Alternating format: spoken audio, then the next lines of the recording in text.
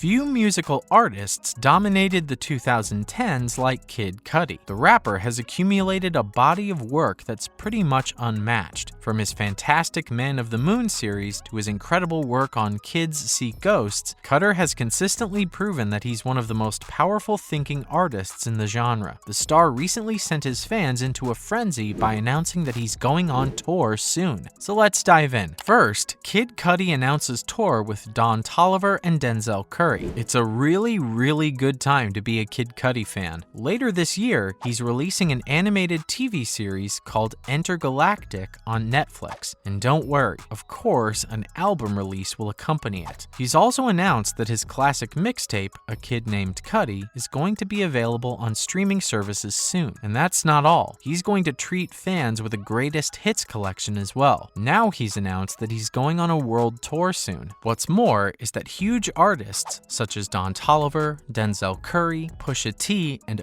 070 Shake will also support him on this tour. He's calling it To the Moon 2022 World Tour, and we have to say that's a perfect name. Obviously, Cudder fans are over the moon, pun intended. He's a fantastic performer, and seeing him live is always a majestic experience. Yeah, listening to music at home can be pretty great, but there's nothing quite like harmonizing with an entire crowd while watching your favorite artist go nuts on stage. So where's he going? The 27-city trek will see Cudder travel from North America to Asia and Europe. It will kick off in Vancouver on August 16th and will close with a show in Milan on November 22nd. The first leg of To the Moon's journey will take place in North America, with stops at the United Center in Chicago, the Kia Forum in Los Angeles, the Barclays Center in Brooklyn, and the American Airlines Center in Dallas. After the U.S. tour concludes in mid-September, he'll take a month off before continuing the tour overseas with performances in Tokyo, London, Berlin, Amsterdam, Brussels, and even Paris. So yeah, he's performing at some of the most iconic venues on the planet, and we have to say, we cannot wait. If you live in any of these places, mark your calendars. The Moon Man is coming.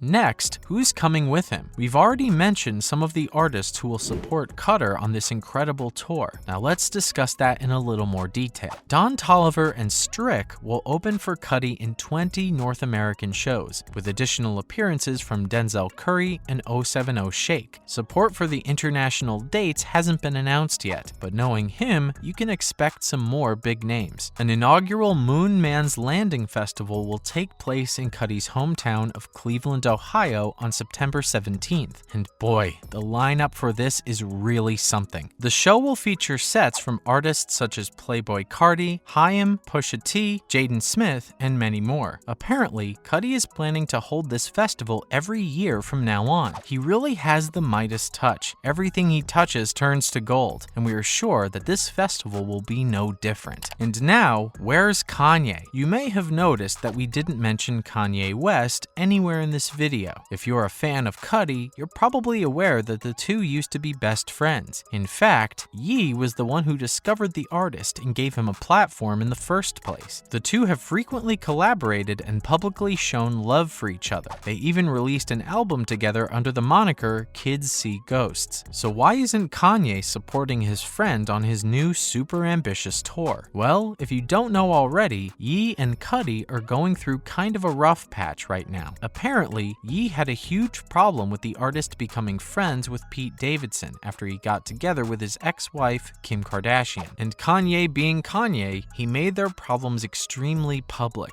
by posting about it on his Instagram and saying that Cudi will not feature on his album Donda 2. Cudder immediately slapped back and said that he didn't want to be on the album anyway and claimed that Ye is washed. While the two featured together on a Pusha T song back in April, that track was recorded way before their feud. Cudi made it clear on Twitter that the two are still not friends, and this was the last time they'd ever be on a song together. Come on guys, make up. We need the music. This is especially disappointing considering they have a song together literally called Moon, which was one of the highlights of Kanye's amazing 2021 album, Donda. But who knows? They've been in fights before, and they've always made up. Maybe they'll make up once again, and Kanye will make a surprise appearance at one of Cudder's shows. Fingers crossed. We really want to see the artists perform all their songs together. And that's all about Kid Cudi announcing announcing the To the Moon tour. Now, it's time to move on to some more related news. First, Cudi to headline Camp McDonald's virtual music experience. McDonald's has officially announced the lineup for their 2022 Camp McDonald's virtual music experience, and it's going to be led by none other than our very own Kid Cudi. He's really having a brilliant year, isn't he? Other performers include stars such as Omar Apollo and Black Bear and South Korean singer BB. The virtual camp will take place over a period of 4 weeks and will only be available on the McDonald's app. Each week will also feature exclusive merch, menu items, and promotions. The musical performances will be pre-recorded and will be available to watch each Sunday on the app after spending just $1 via mobile order and pay. This series will begin on July 10th with a Black Bear performance and will end with the main event, the Kid Cudi Show, on July 31st. In the future, we can expect to see more and more brands conducting virtual music experiences. Heck, Fortnite has already done it multiple times. Next, Diamond D says calling Biggie the King of New York is not fair. Many consider the notorious B.I.G. to be one of the greatest rappers of all time and the undisputed King of New York. But here's the thing, Biggie only worked on like 2 projects before he was tragically murdered. Because of his super short stint, some people don't think he's deserving of all these titles. Among these people is Diamond D, the legendary MC and record producer who was one of the founding members of the iconic Diggin' in the Crates crew. In a recent conversation with B-High, D explained why it's unfair to call Biggie the King of New York or the best rapper ever. He said that Biggie only released like 1.5 albums and that we just can't call him the best ever. He said that that's not fair to a lot of artists. He expressed that Biggie was a shooting star who touched a lot of people and a lot of people loved him, but calling him the best ever is kind of debatable, and we have to say we see where he's coming from. Other artists such as Nas, Lil Wayne, and Jay-Z have been consistently dominating the hip-hop world for a while now, and you have to include them in the conversation. Finally, Kanye West is getting sued for $582,000. You just can't keep Kanye out of the news. Even when he's on a so-called hiatus, his name still keeps coming up in headlines. And now, the Chicago rapper, record producer, and shoe seller is being sued for allegedly failing to return loaned clothes. Yeah, you heard that right. He's being accused of not returning 13 rare esteemed pieces to David Casavant after he loaned 49 garments from the fashion archivist back in March 2020. Apparently, he returned 36 garments with no issue, but stopped paying the weekly fees of the remaining 13 pieces by the end of October 2020. Among the items the rapper borrowed was a vintage blue denim jacket, a Gucci bomber jacket, and a Dolce & Gabbana black mesh tank top. Kanye or his representatives have not yet responded. And this isn't the only time Kanye's gotten sued recently. Just last month, he was getting sued over a claim of an illegal sample in Donda 2. He allegedly sampled a song by Marshall Jefferson without permission. The lawsuit said that Kanye advocates for artists' rights with one hand, but has no shame in taking rights away from another artist with the other. Ouch, that's kind of brutal. But here's the thing, Kanye is known for chopping up samples. Considering the amount of music he works on, it's not really a surprise that sometimes he forgets to formally ask for permission. However, he'll pay Marshall's label and the issue will be resolved quickly. That's a wrap for this video. Are you excited for Kid Cudi's To the Moon tour? Let us know in the comments below. Make sure to give this video a thumbs up and subscribe to our channel for more videos like this. See you in the next one.